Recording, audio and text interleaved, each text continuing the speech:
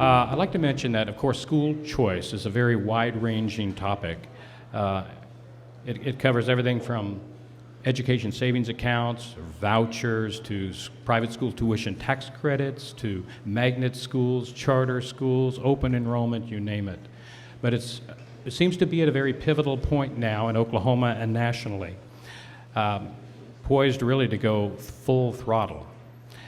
But many are afraid it will be at the expense of public schools. So I would like to start out by asking Mr. Small why he thinks these approaches, vouchers, tax credits, this whole range of things, will move the needle on student achievement without hurting public education.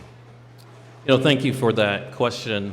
I think when we're talking about the issue of having an educated public, we have to think about what the purpose is. And that goal and that purpose is, in general, to help the most vulnerable and to reach a place where the vast majority of citizens can be educated, and I think educated in a format that fits them. When we think about it, when it relates to K through 12 education, that's the only major government service where we have very limited choice offerings. If you are a Medicaid patient, you have the option to go to any number of facilities, whether they are religious, public, or private. If we leave this building today, we'll all have many options on what kinds of roads we'll drive on. DHS even provides a voucher for families who are on welfare assistance in order to choose the daycare program that fits for them. And so that's why I think that actually formatting our K through 12 system, much like our other very personal government services, makes sense. And I think of the story of a young man named Malik who was destined to failure, and it is because of a burgeoning school choice program that's been passed, the tax credit scholarship, that Malik was able to catch up over 2 grades and is now attending college. I think it won't hurt public schools because what we know is that families and students aren't going to choose to leave a school that's meeting their needs. I think we also know that when you look at the empirical studies, 32 of 34 have revealed that in those studies, both the performance of the local public school and that student's achievement improved. Let me just follow. Skeptics of some of the school choice measures, sometimes their question boils down to this. Are school choice proponents really out to starve public schools and privatize public education? Is that the ultimate agenda? I think that there are people that legitimately voice that concern, but I would say that the proponents of school choice don't view that way. If you think about it, OLAP scholarships that provide for scholarships for families to our higher education system, OLAP wasn't created to starve public universities. It was created to provide better choices and options for Oklahoma students in higher education. Ms. Priest, there is a sense of frustration among a number of parents, community leaders, certainly pro-choice proponents, that we can't keep pouring money into public schools that in many cases are doing a poor job of educating students. Parents want more options, school choice advocates say, so why not give it to them? Channel public money to private and charter schools. Well, we already have choice in Oklahoma when it comes to schooling. We have the community schools in the neighborhoods.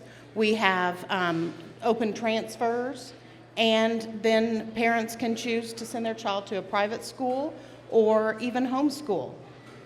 That's choice. But our tax dollars should not be used to pay for privatized schools.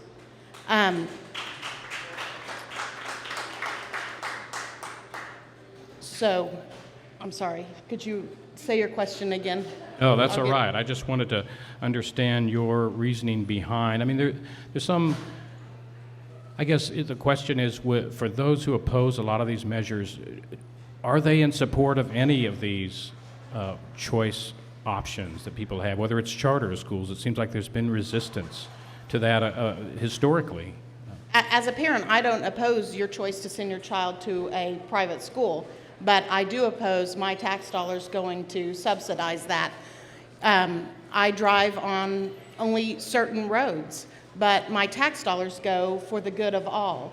And over 90% of our of our students, over 90% of schools, of students are in public schools in the state, and that's where we should focus. We need to focus on the good of the whole and our tax dollars supporting our public schools, because they are educating the majority of the future.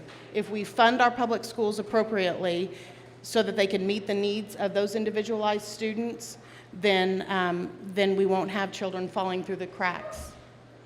School choice supporters, by the same token as the question I had for Mr. Small, will say that the Oklahoma Education Association or National Education Association, the teachers' unions, really are just out to protect themselves and the power that they hold. What's your response to that? I don't know a teacher in the state of Oklahoma that isn't out for the best of the students in their classroom. That's what we go to school for. We are certificated. We work towards taking every child in the state of Oklahoma that comes through the door of a public school and helping them meet their potential so that they can become college and career ready.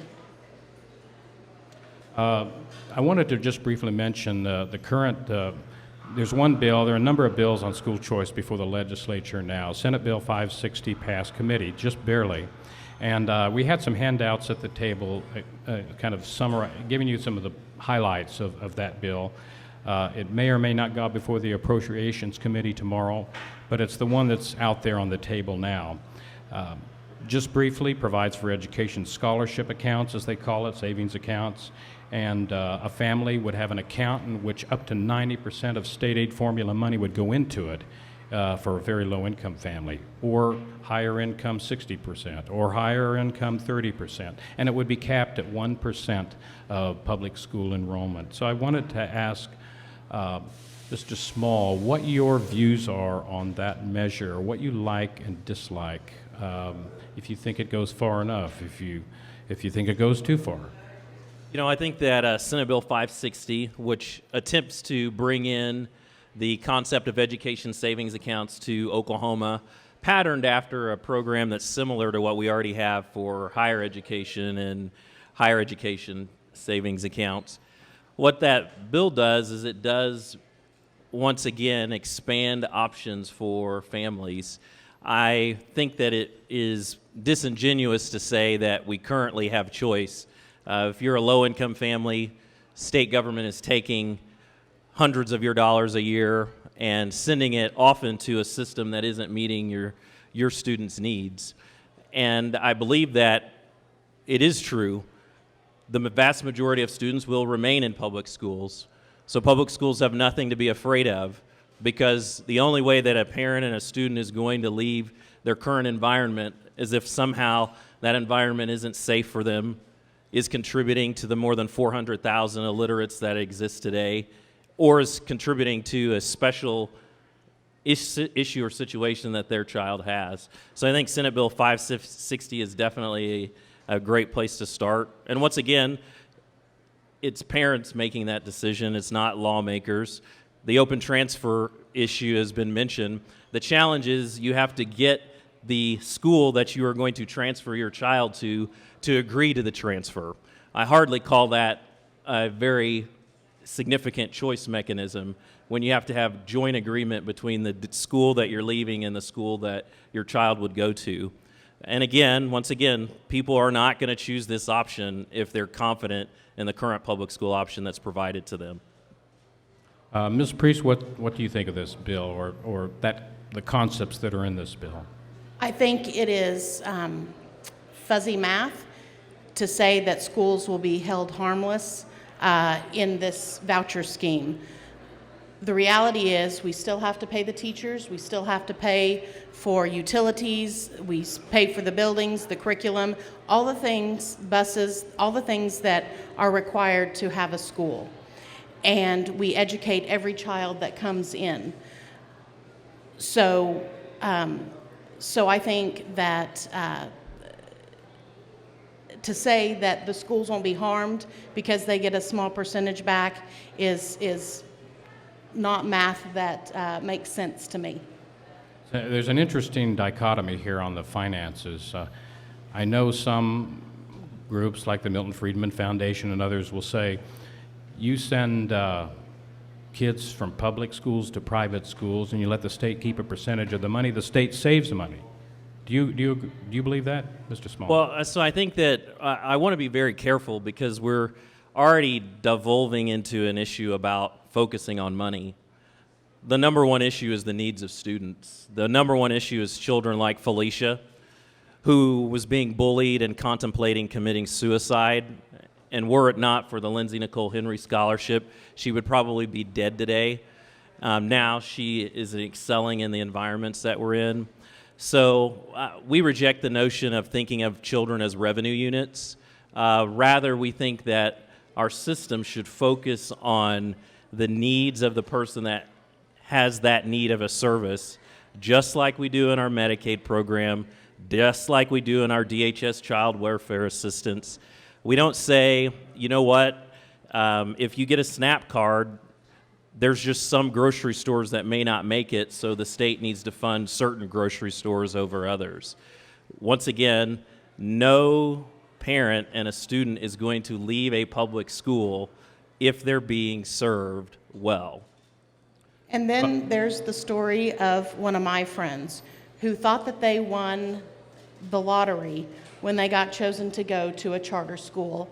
And this student of poverty, this student of color, this student who was adopted and had some behavior issues was bullied by the administration at this new school and suspended so many times as a kindergartner that he felt like a failure, and they pulled him and put him back in his home school where he's getting the services that he needs.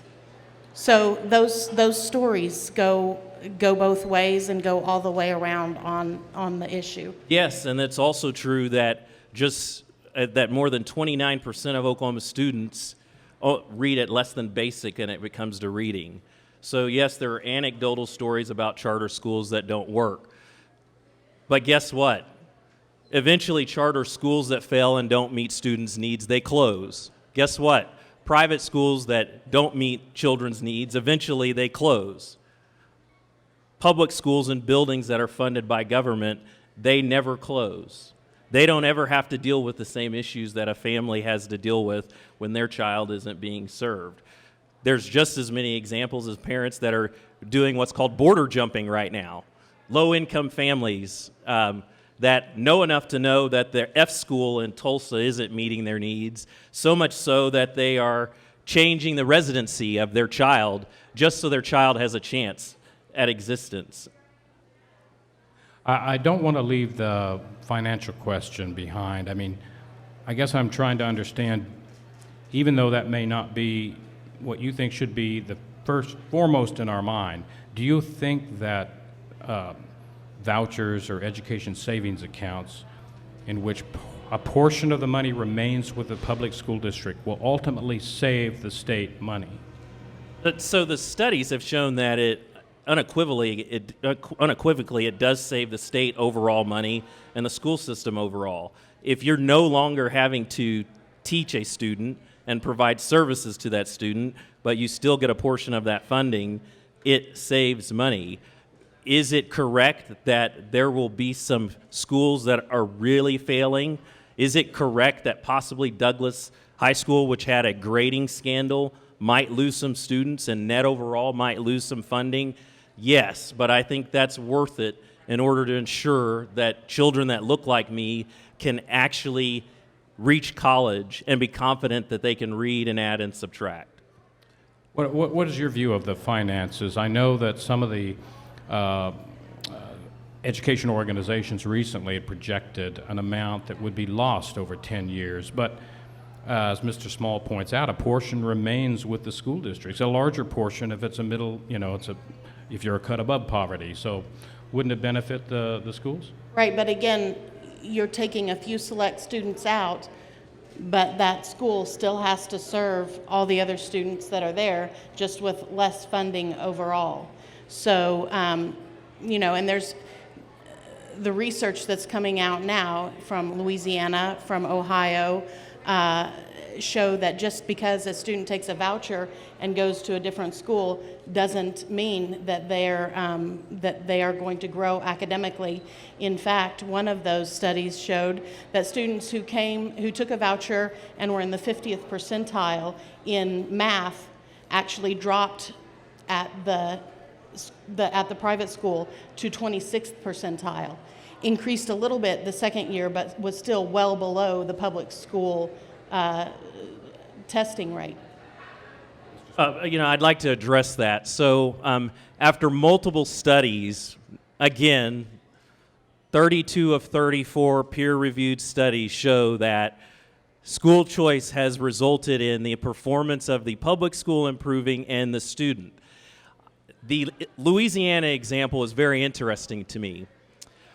There was a chilling effect put on the Louisiana voucher program. That chilling effect was put on by none other than Barack Obama, who literally used the Civil Rights Act to prevent students who look like me from leaving failing schools.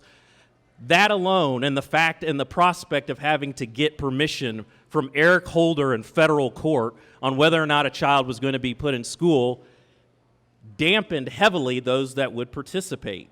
Once again, yes, you can point to one study, isolated, out of 34, that shows that school choice didn't happen in that case.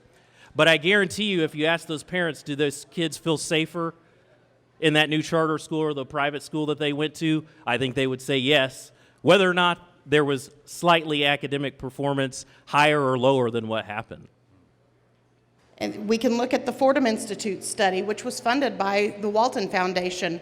Both of those entities, pro-choice entities, found that in Ohio, the voucher system showed that students who use vouchers to attend private schools have fared worse academically compared to their closely matched peers attending public schools. So I'm not study, just, it's not just one 29% study. of public school students in Oklahoma don't read at a basic level. You pulled one study. Well, let me ask, sir, we'll have questions later. Thank you. One question is, right now, if this law were to pass, then public school students could go to private schools using state money, but how will we know whether it's working? I mean, I don't believe private schools in Oklahoma are required to take the same standardized tests or meet the same state standards. So if a public school student goes to the private school, how are we going to be able to track how that student does and make a long-term study to find out the comparison? Would you be in favor of reporting requirements by the private school, or them taking the same standardized tests or meeting the same standards so we could follow that track? Well, I think that we could spend time here talking about how private school students perform in comparison to public school students, and you'd know that that wouldn't be a very fair comparison because private school students overall perform much better. I think what would be the answer, though, is the ultimate test and accountability in this program is that when the program isn't meeting a student or a family's needs, that person is allowed to leave. That funding leaves with them.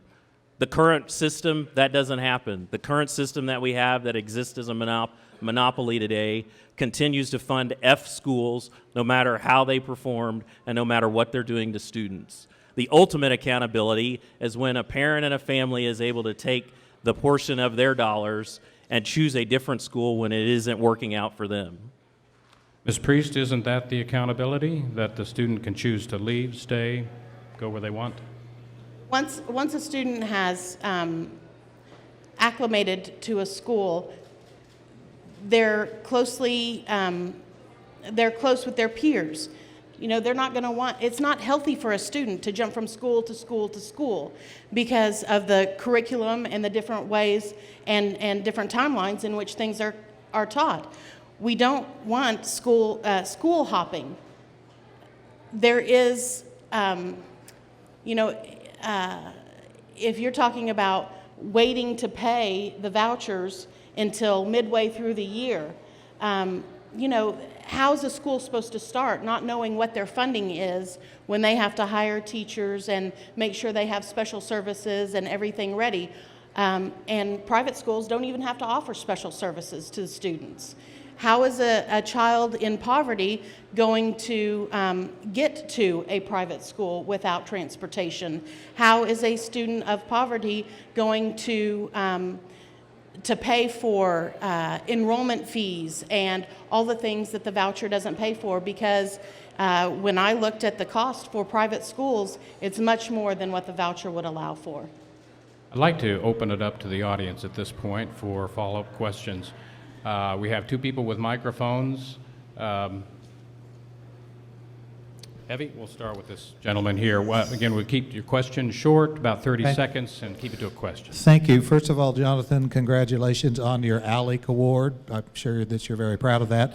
Secondly, my question is, a study at UCLA showed that over 70% of the schools that are charter schools are mostly segregated. In other words, 90% black students in the black schools, 50% or 90% white students in the white schools, and that segregation is double the rate of public schools. How do you feel it? How do you justify this being the accusation that this is literally the new Jim Crow and resegregating public education? Sir, thank you. I appreciate that question. Part of the reason I received the award from ALEC was because of my working on corrections reform and licensing reform, so that students and their families that look like me didn't go to prison, but instead were empowered to get jobs and to improve their lives. So I thank you for recognizing my ALEC award.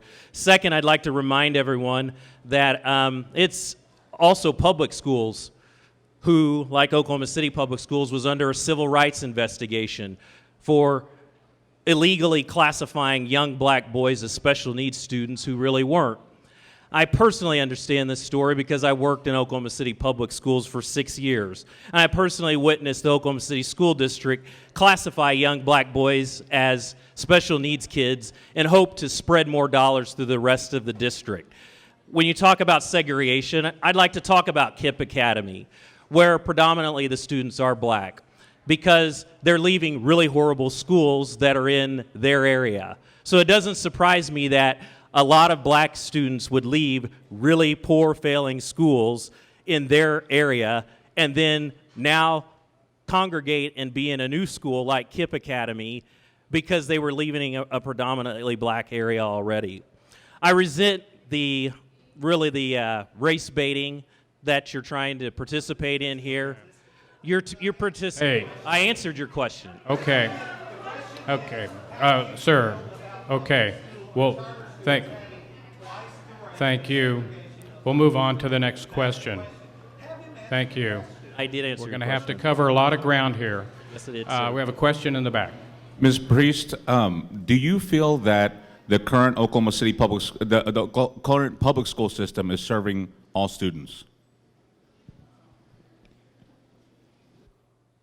Do I feel that the current Oklahoma City public school system is serving all students? When a student walks into those doors, they're taken into the classroom. They are their needs are met in some cases. I do not have experience with Oklahoma City public schools, so I can't answer what goes on in each individual classroom in each situation.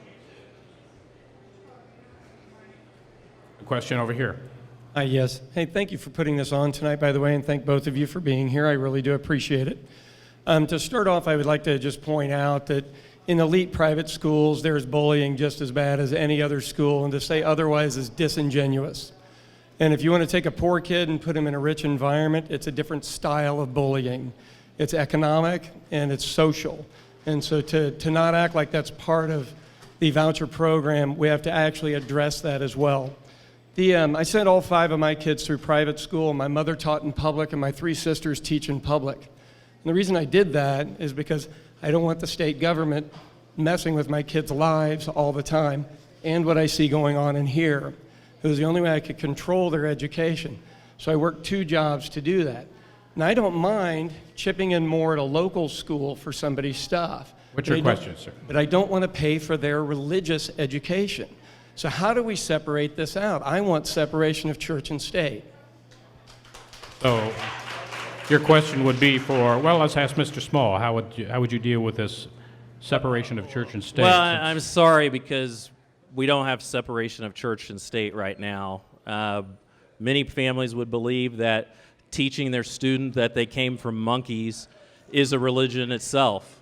And so the notion that are free from church and state right now doesn't exist today. So, I wish that we could see some consistency. It's amazing how the chance that public dollars might go towards private or religious schools in K through 12 is a problem.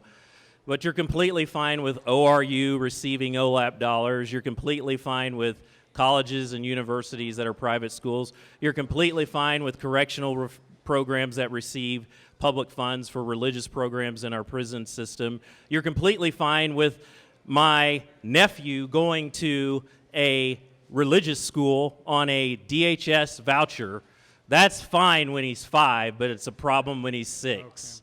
All right, let's take another question right here. Okay. Yeah, so speaking of Friedman, actually, he said that in order to, a politically feasible way of solving the problem, mind you, this was at an ALEC event as well, the answer, in my opinion, is choice, that you have to change the way the government money is directed. Now, the reason I bring this up is because whenever we did mid-year adjustments, we actually took 55% of the state aid of one school district. First question is, do you think that's fiscally responsible? Second, if you don't think that's fiscally responsible, do you think that, or are you saying then that you actually disagree with Kyle Lovelace, who you've actually had attend your panels funded not just by the Koch brothers with Americans for Prosperity, but has actually been put on specifically by you all, right? And then where you don't really have many charter schools going around. So I'm just asking, do you think that that is fiscally responsible? And then the second is, do you actually think that would you say that is citizen disenfranchisement to have a state board of education overturn a locality's vote? So, with Seminoles specifically, well, so I'll work backwards. So first of all, the state board didn't overturn a locality's vote. If you showed up that day, you would know that there were over 100 from the local area that supported that. Also, a majority of the representatives of the state of Oklahoma who vote in each district authorized the law, and I'll have you know, COSA actually supported such a change to allow for an appeal process. Your questions about the funding formula, the state funding formula is unfair because it actually incentivizes local school districts to underfund their public schools, to cheat on the valuation of their property rolls, and to actually result in a situation where over $1 billion has been shortchanged our schools by roughly 30 counties gaming the system and not directing dollars to their students. Well, thank you. A question in the back. Yes. One of the things that I think we've seen over time with the increased political involvement from the state and federal levels, such as with Michelle Obama's lunch initiative, Common Core, No Child Left Behind, going all the way back to creation of the Department of Education in 1979, is a perception of a corresponding decline in the quality of public education. Because of this, in my view as a libertarian, this increased political involvement from the state and federal level.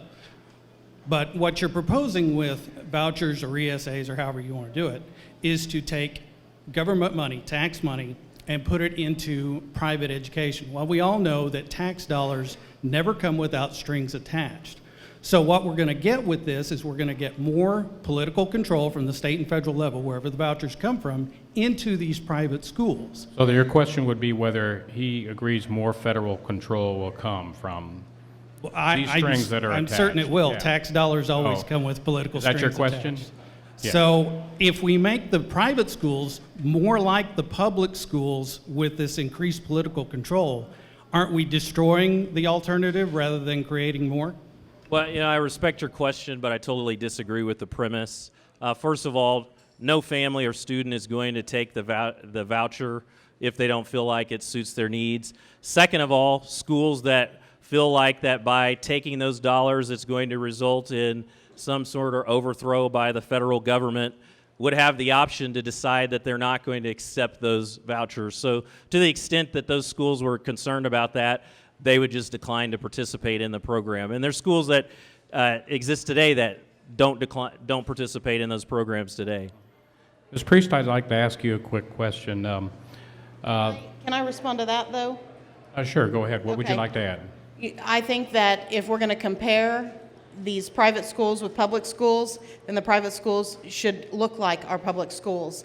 They should work within the funding. They should have to follow the same guidelines and offer special ed services. They should, have to meet the needs of all students who walk in the door and not be able to have requirements on parents, should have to transport students, should have to do standardized testing, and go through all those unfunded mandates that public schools also have to go through.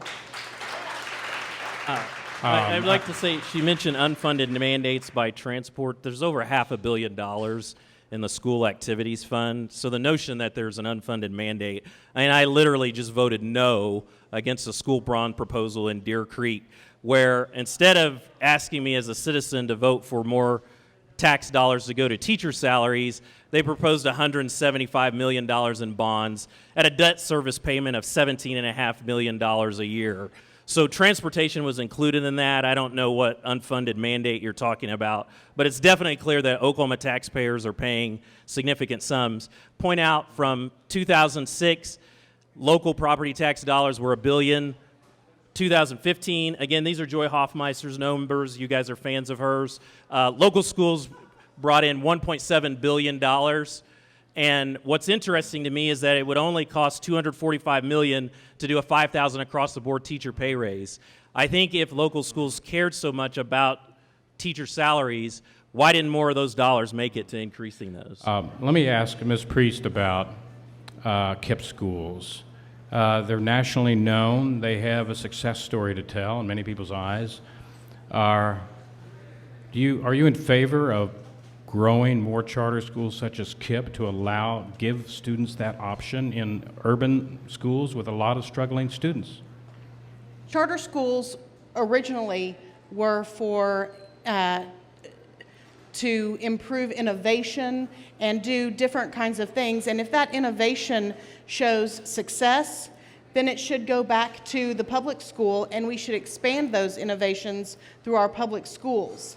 So the KIPP program works for a certain segment of students who can commit to the rigor and the policies within KIPP. But that doesn't meet the needs of every student that we serve. And I'd like to ask a question related to KIPP of you, Mr. Small.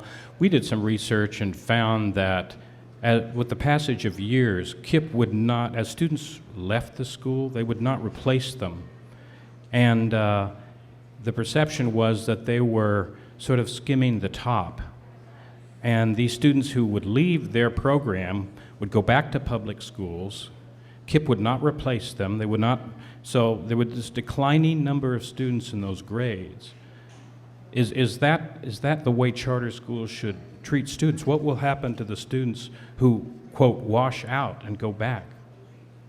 I'm not aware of the specific statistics that you're talking to. I do know that overall what happens with KIPP is that they take students where roughly around 20% of them were going to go on to some sort of college education or some sort of post-high school certification, and it results in when students finish in their school, it's nearly 90%. And so are there a couple anecdotal situations where a student... It's statistical, yes. So I'd need to see the exact numbers that you're talking about if you're talking about Tracy McDaniel's KIPP school, I'd like to see that. Well, I'll send you a copy of the story. But another question, right here. Yeah, my question is for Mr. Small. How will education savings accounts and vouchers help rural students, kids in rural schools? I think that's a very good question, and I think that part of our challenge as a society is that we're so stuck in the status quo that we only view things in the world as it exists today. One of the reasons that I support school choice and ESAs is my concern for personally witnessing when I was in the Oklahoma City public school system, where the classroom and teachers often were the last thing that received focus. I think what would happen with an ESA program is that you would see successful teachers form their own schools. And those schools wouldn't be weighted with administration, but they would be weighted and run by teachers. A successful teacher could very easily run a small school of 12 students and pay themselves more than what they would be paid by being paid in the public school system. Those options are available in rural areas. I think the other thing is, again, it's no threat. If all the students support the local rural school, no one's going to leave their school. They're going to continue to return to those schools just fine. There's a question in the back. Can you in the microphone? No, it's in the far back. Sorry, you need to be with the microphone. Yeah, sorry. I'd like to ask a nonpartisan, non-political question. I really am looking for an answer to this question. There are undeniably movements at the federal level to turn things back to the state. Our state, along with other states, are going to face a tidal wave of new financial responsibility. How would either one of you care to address that situation when the tidal wave hits the fan? Ms. Priest, go ahead. I think Well, schools depend on the partial funding of the Individuals with Disabilities Education Act for our students that are in special needs, that have special needs. We also depend on federal dollars with McKinney-Vento with our homeless population. So we depend on federal dollars to help support several of our programs, our title programs in our public schools. So, so if we're talking about taking away all federal funding and just pushing that cost down to the public schools, it's very detrimental. And when we talk about adding more schools through school choice, you know, we already have 574 school districts in the state of Oklahoma, or not 574 anymore, we've gone down, but over 500 school districts in the state of Oklahoma. And then adding more schools to it just adds more cost to the state, because you have administration, you have food service, you have all these other programs that you have to pay for. So, well, as a follow-up, with Betsy DeVos as Education Secretary, what could her department do that would promote school choice? How could they enable that to happen at an accelerated pace? I think they've already come out with a program for $20 billion in federal money for voucher programs. Like tax credits? Tax credits. Yeah. Mm-hmm. You know, I think the thing that's important to note is that I think what we've heard the current administration say is that as it relates to federal funding, that they're not intending on cutting off all federal funding, whether it's being Medicaid or education, but that they are trying to give states greater flexibility in how they apply those dollars.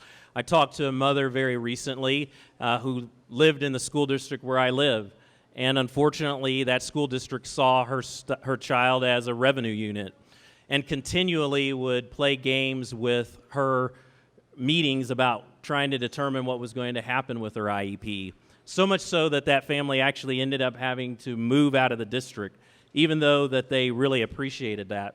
So you probably could see one provision where the Trump administration says that IEP dollars are really geared towards the student first, not the district first, and we'll see more of an empowerment of parents and students in their needs, as opposed to what was going on, for example, in Oklahoma City School District, where there was literally a civil rights investigation about games that were being played by the Oklahoma City School District with special ed dollars, and particularly young black boys. Question in the back, to the left. Okay. Yeah, just want to say real quick that I don't view vouchers as a threat. I view them as bad public policy. But my question is, with a voucher scheme, a student takes the voucher money, goes to a private school, and by the end of the first semester, either chooses to leave the school or gets kicked out of the school. Does the money stay with the private school or get returned following the student into public education?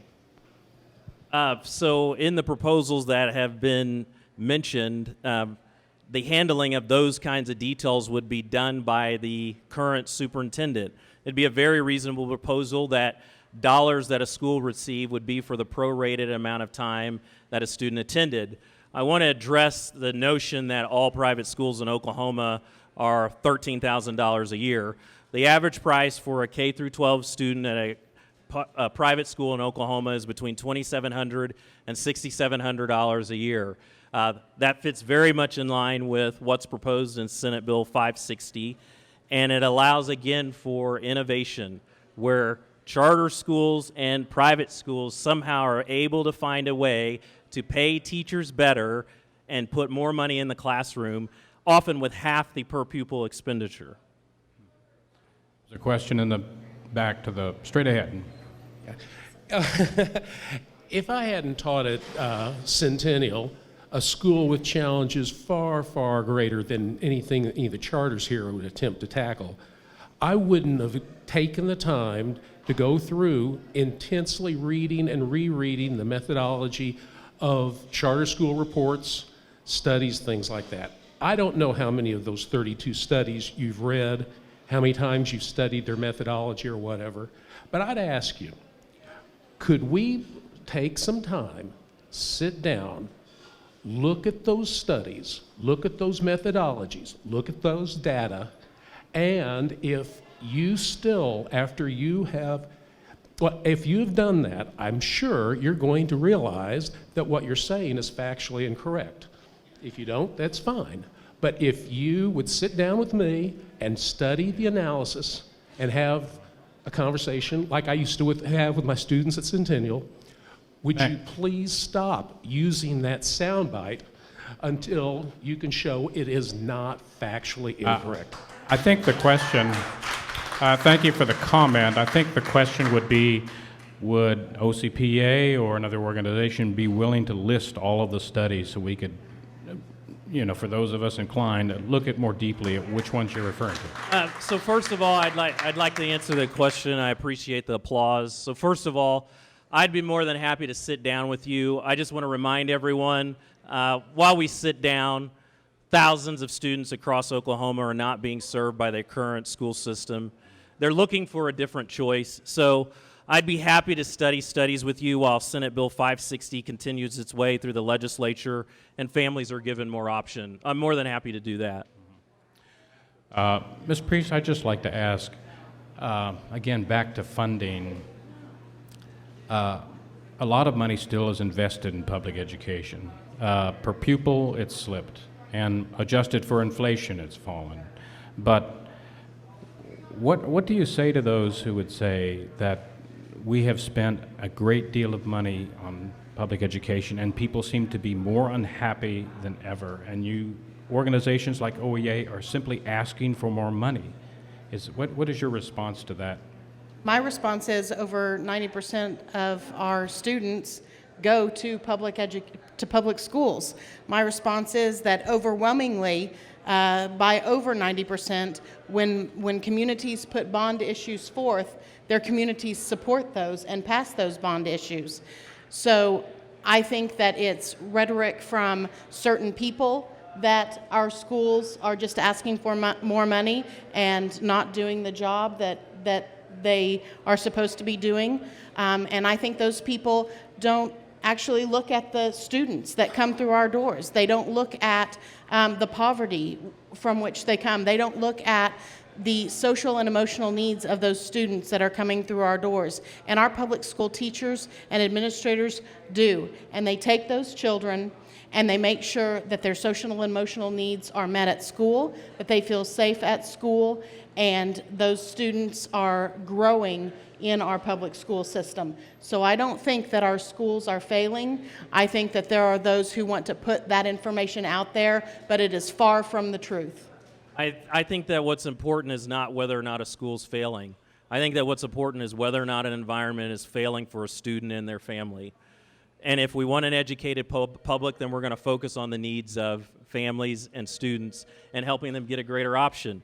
According to the information submitted to the State Department of Ed, not OCPA's numbers, there was $8.7 billion in available revenue to public schools. All I'm suggesting is local control. I think Oklahoma families and students and parents would like the opportunity to vote side by side whether or not more property tax dollars would go to buildings and buses or whether or not more property tax dollars would go to teacher salaries. That's a fair and reasonable argument. Right now, when you consider what we put in to the retirement system, the state of Oklahoma, there were available $9 billion last year to K through 12 education. That was more than $13,000 per student. That's the Cassidy number that you're talking about. We're merely suggesting that families at least be given an option to choose something that's different if it works for them. Question here. Yeah, Alicia, if the Oklahoma schools were properly funded, and I come from the Northeast where schools are properly funded and they continually, year after year, meet the needs of the students. They have better test scores, they have better success because they are properly funded. And they are outrageously expensive. You get what you pay for. Oklahoma, this gentleman here, Mr. Smalls, you're saying that children not needed reading at grade level? I'm an English teacher. I teach 6th graders. I teach 75% of my students are English language learners. What's your We question? do not have the funding to properly educate these children. So if we were properly funded, would we be able to do a much better job of providing the services for these children? And just quickly. Well, no, let's go with that question. I'm sorry. No, we need to keep moving. I We're understand. But when you're talking about local control, the Seminole elected school board voted twice to not allow a charter school, elected by the residents of Seminole. Okay, and then thank the you. state Yeah. school board overturned the people of Seminole, Yes. an appointed school board. Thank you. The question, I guess, is, is more funding the answer? I'd like to try it. Oklahoma schools have been cut more than any other state in the nation since 2008. We have 1 in 5 of our students is being taught by a well-intentioned emergency certified teacher, but still someone who has not been trained and certified to teach what they're teaching. So sure, I think that funding is a key issue in making sure that we can meet the whole child, the needs of the whole child. I do think that there is a narrative that supports the viewpoint of Tahlequah Superintendent Lisa Presley, who, when Brad Henry was governor, said that there's never been enough funding for education and there never will be. Yes, there is that notion, but then there's also the notion that shows that even if you look across the board at Oklahoma City school districts, where depending on their local funding, their revenues are higher and lower, that schools that have less per pupil expenditures at times are performing better than schools that have more. So to say that more money is always the solution, we've had liquor by the drink, we've had the lottery, we've had gaming, we've had horse racing, we've had any number of the proposals, House Bill 1017. We've seen, adjusted for inflation, education spending grow by 84%. So what more do people need? What more is there need to be given? If Senate Bill 560 and school choice were in place, would you support more funding? Would I support more funding? Yeah, per pupil funding. Well, I think we've been chasing per pupil funding. It's funny when we care about per pupil funding, because now we care about per pupil funding when it's going to go to public schools. But if it's going to go to students, then we complain that the per pupil funding really isn't enough because you're only going to get 10% of it as opposed to 90. 90% of our students are in public schools. Here's what I support. I support more take-home dollars for teachers. I support more dollars for classrooms. And I support more choice for parents. Oklahoma's already proven that just giving money through the K through 12 budget is not the best way to achieve those ends. We have a question right here. I'm going to stand up because I can't see. I don't mean to take the focus away from public schools because I know that's a big deal, but I am a homeschooling parent, and I love my choice, and I love the low reporting guidelines that are required in the state of Oklahoma. It's what could keep me here, keep my family here for a very long time. So I'm curious, with your voucher system, how would that work for homeschooling parents? If I accepted your dollars, is that going to essentially take away my choice to homeschool the way I want to? Or is that going to bring in more guidelines and restrictions and testing for me and my family, which essentially takes away choice if you accept the dollars? And then is there going to be a choice for homeschooling families to not accept your dollars and then we don't have to report? Or, how does that work for homeschooling families? I appreciate that question. You ask a very good question. The answer is that as long as you don't take the dollars, you don't have to worry about your homeschool environment being affected. As the bill is presented today, the ultimate accountability measure is in the bill, which is when a school fails, students are allowed to leave and take those dollars with them. We fight every day provisions like what happened, the chilling effect caused by the Obama administration and Eric Holder that impacted the worst black students, overly onerously regulating private school choice programs. So we oppose the thing that you would be in fear of. And that's how that legislation exists today, is that it would prohibit that kind of overregulation. Well, another question from someone who hasn't asked one yet. Yeah, I know that deaf students have been in trouble with school, people with disabilities, that schools have, some programs have schools, for accessibility, and they have problems with math and English and from teachers who aren't able to communicate. For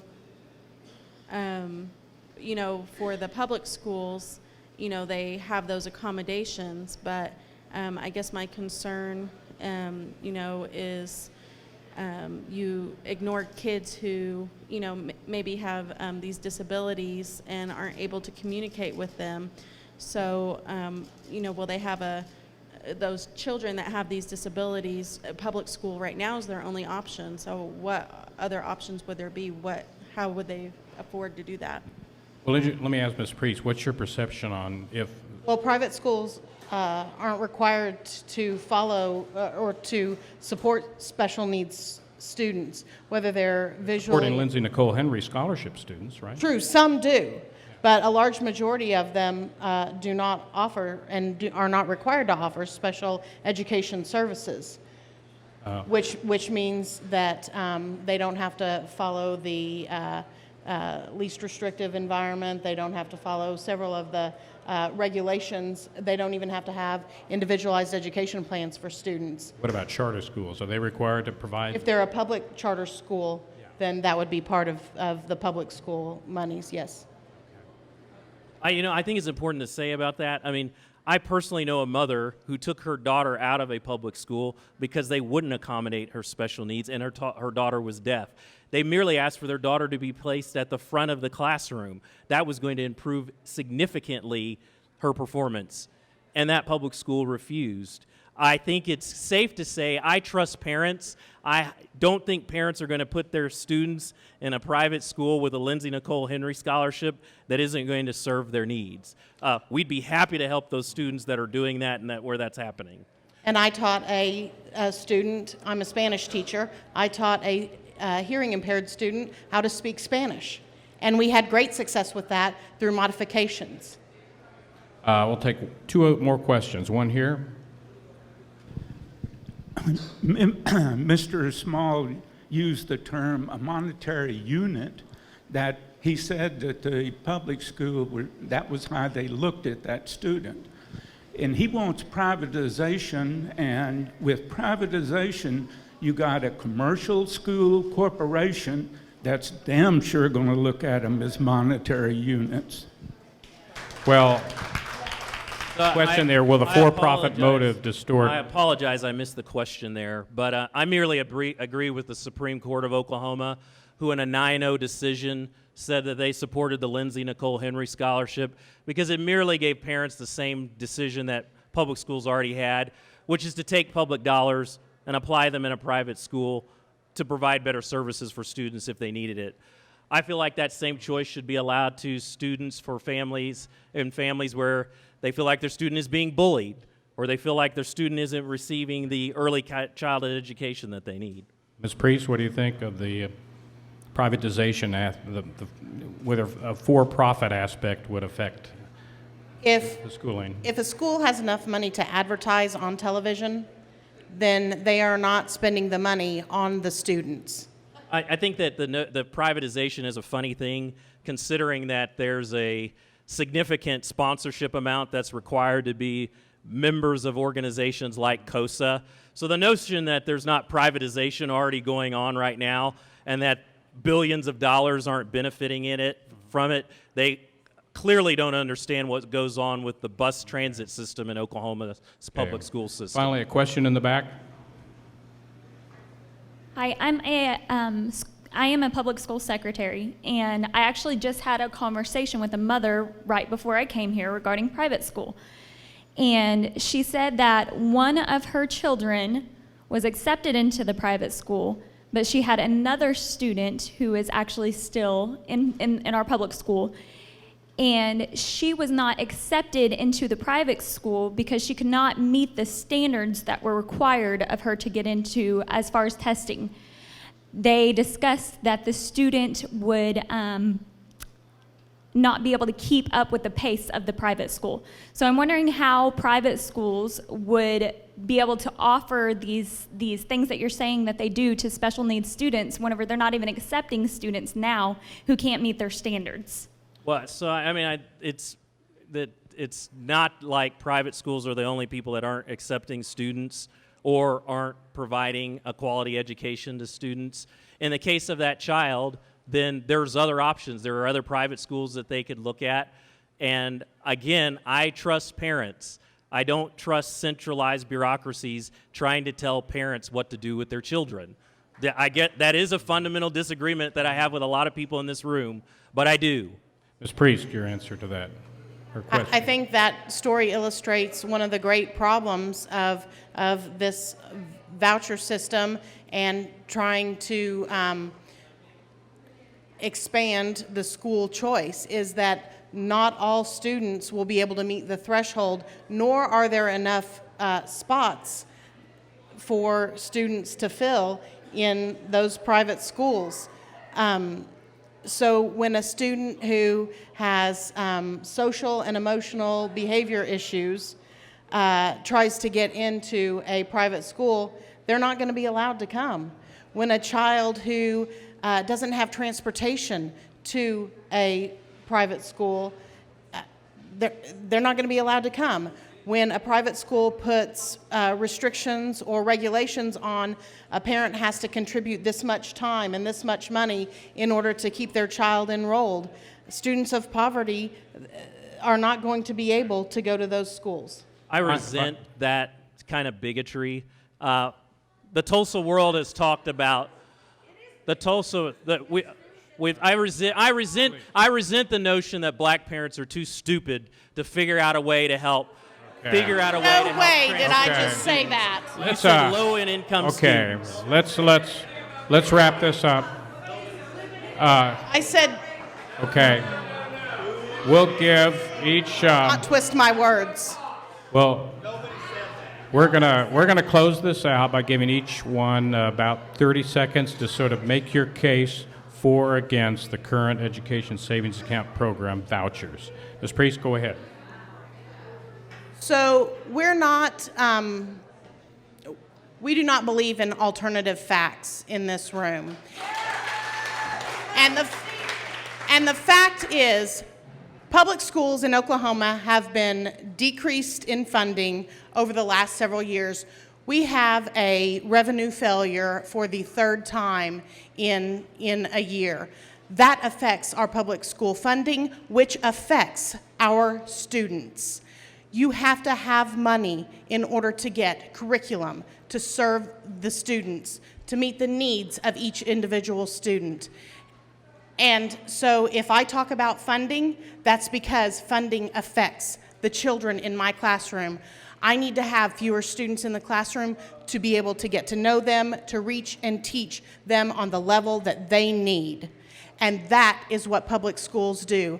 They take all children, whatever level they are, and they work so hard to meet the needs of those individual students. And we're not entitled to alternative facts when it comes to our students and teaching our students. Thank you.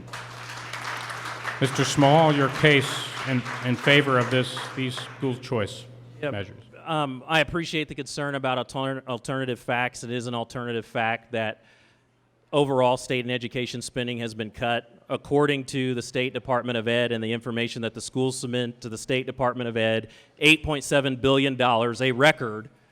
And when you include the record funding that's being provided to the teachers' retirement system by Oklahomans, I mind you, under the administration that you prefer, they were only providing $120 million. The current level is being provided at $311 million.